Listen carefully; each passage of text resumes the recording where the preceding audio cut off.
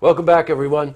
Well, it was about a year ago that we had just moved down to Saratoga, and I think the first major event that we covered was a Mental Health Foundation fundraiser at the Saratoga National Golf Course.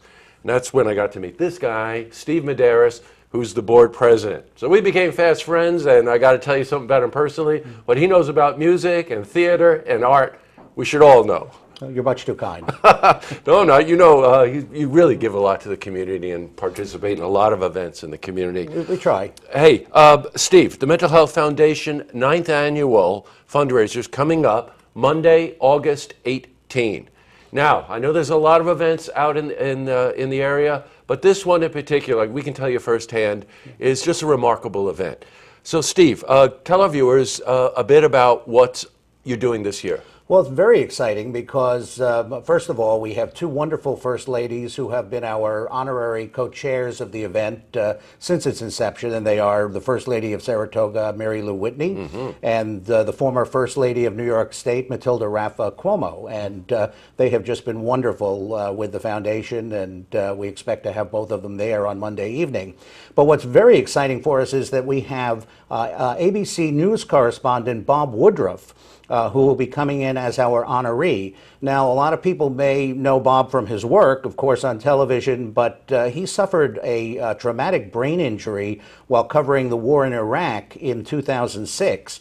And that could have simply been a tragedy, but what Bob did was that he really used it as a new beginning and an opportunity to create the Bob Woodruff Foundation, which has literally raised millions of dollars to help returning veterans. It's a truly inspiring story. Bob's going to be telling us about it firsthand at the event, and I think it's just going to be one of those things that it will be a memorable night, and nobody will want to miss it. Well, you know what, and I'm sure you all remember when Bob Woodruff was wounded. His wife is Lee Woodruff. Lee Woodruff, and correct. She's involved in it too, and they do the Stand Up for Heroes events all around the country. Major one in New York, absolutely, where they're raising funds. Now, Bob's injury was a brain injury, it's a traumatic brain injury. Right. However, what he recognized was that there were a lot of unseen injuries that were just as devastating for our veterans. And also that there were a lot of unmet needs with those injuries and unseen circumstances. And that's really what the Bob Woodruff Foundation is all about, is trying to help those returning vets and to fund innovative programs that really that make a difference for the people. And I think there's a very interesting common ground with what we do at the Mental Health Foundation in terms of that approach.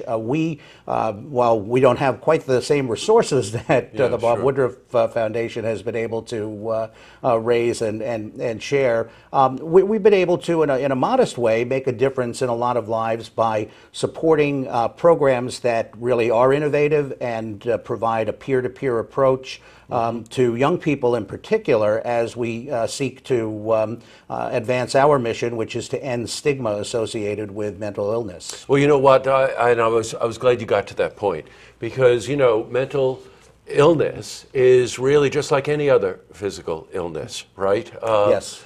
It doesn't discriminate. Anyone could suffer from some form of mental illness, but the major thing there is the stigma that seems to be attached to it, especially for young people. And as Steve and I were talking before we went on air, just like anything, catch it when it's early. You know, knock down those barriers about the stigma of it and seek some help. And that's what the foundation does. Well, that's exactly right. There certainly there are a lot of things that we don't know about mental illness, and we're learning more things every day.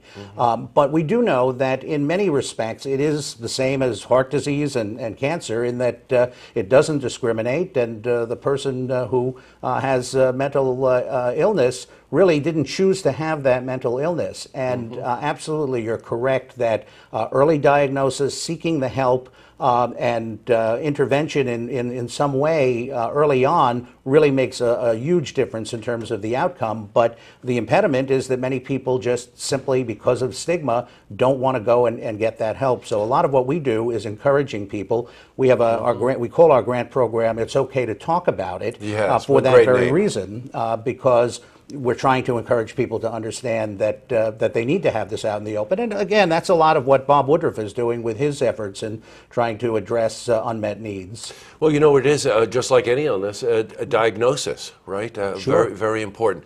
Well, look, the event is Monday, August 18 at Saratoga National Golf Course, 6 to 8 p.m. You can go to their website, mentalhealthfoundation.net, and of course you can go to our website as well. Well, Steve, thank you for coming in. I'll see you there on Monday, and we'll make absolutely certain that we cover this. It's a very, very worthwhile cause. Well, thank you. Okay, Steve. To see this interview again, please head to our website, looktvonline.com.